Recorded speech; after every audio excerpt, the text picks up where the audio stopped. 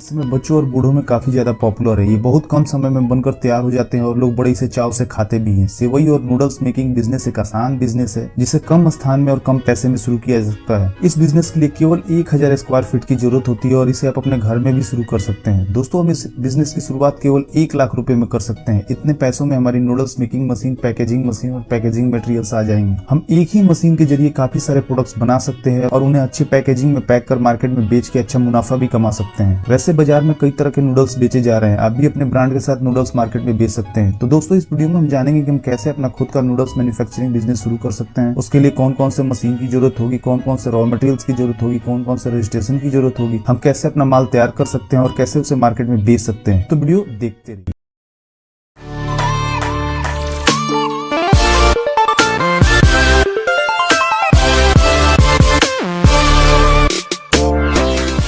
दोस्तों, यदि हम अभी के बाजार की बात करें तो हमें लगभग 3 प्रकार के नूडल्स बाजार में मिलते हैं। इसमें एक तो चाउमीन वाले नूडल्स होते हैं जो लंबाई और मोटाई में अन्य नूडल्स की तुलना में लंबे और मोटे होते हैं। दूसरे प्रकार के नूडल्स में मैगी टाइप नूडल्स आती है। ये चौकोर टिकिया की पैकेजिंग में मार्केट में आती है। इसके अलावा तीसरे प्रकार की नूडल्स में सेवइयों को रखा जा सकता है। ये अन्य दोनों प्रकार की नूडल्स के मुकाबले पतली, सीधी और लंबी होती है और सेवइयों में भी पतली और मोटी सेवइयां होती है। और जहाँ चाउमीन और मैगी को नमकीन अर्थात नमक मिर्च मसाले डालकर तैयार किया जाता है, वहीं सेवइयों को दूध और चीनी मिलाकर तैयार किया जाता है, इसलिए इनका स्वाद खाने में मीठा होता है। तो दोस्तों, ये सारे प्रोडक्ट हम एक ही मशीन के द्वारा तैयार कर सकते हैं जिसे नूडल्स मेकिंग मशीन कहते हैं। दोस्तों, बाजार में अभी ये मशीन सेमी ऑटोमेटिक और फुल्ली ऑटोमेटिक दोनों तरह की मिलती है। वैसे भी छोटे लेवल पे शुरुआत करने के लिए 35,000 से 40,000 में आपको ये मशीन मिल जाएगी। ये मशीन पूरी तरह से बिजली से चलती है और कोई भी इसे आसानी से चला सकता है। मशीन के साथ कई साइज के डाई आते हैं। इन डाई की मदद से अलग अलग मोटाई वाले नूडल्स बनाए जा सकते हैं। इसके लिए सिर्फ मशीन में डाई बदलने की जरूरत होती है। यानी हमें पतले नूडल्स बनाने हैं तो हमें उस साइज की डाई लगाने की जरूरत है और मशीन उस साइज के नूडल्स बनाना शुरू कर देगी। और आपको केवल मशीन में रॉ मटेरियल्स डालने की जरूरत है और फिर तैयार नूडल्स को वहां से हटा लेना होता है। दोस्तों, मैगी जैसे नूडल्स बनाने के लिए आपको अलग से केवल एक ड्राइंग चैम्बर खरीदने की जरूरत होती है। दोस्तों, बाजार में जो नूडल्स बिकते हैं उनकी मोटाई 0.22 mm से 0.40 mm तक होती है, जो हम इस मशीन के जरिए बना सकते हैं। आप चाहें तो इस मशीन के साथ एक डफ मिक्सर भी खरीद सकते हैं जिसके जरिए मैदा में पानी को मिक्स कर सकें और फिर इस मशीन के जरिए नूडल्स को तैयार कर सकें। वैसे कुछ मशीन के साथ इसकी जरूरत नहीं पड़ती क्योंकि एक ही मशीन मैदा और पानी को मिक्स भी कर देती है और नूडल्स भी बना देती है। इसलिए मशीन खरीदने से पहले मशीन की क्वालिटी को अच्छे से चेक जरूर कर लें। दोस्तों, आपको इस मशीन के बहुत से सप्लायर indiamart.com की साइट पे मिल जाएंगे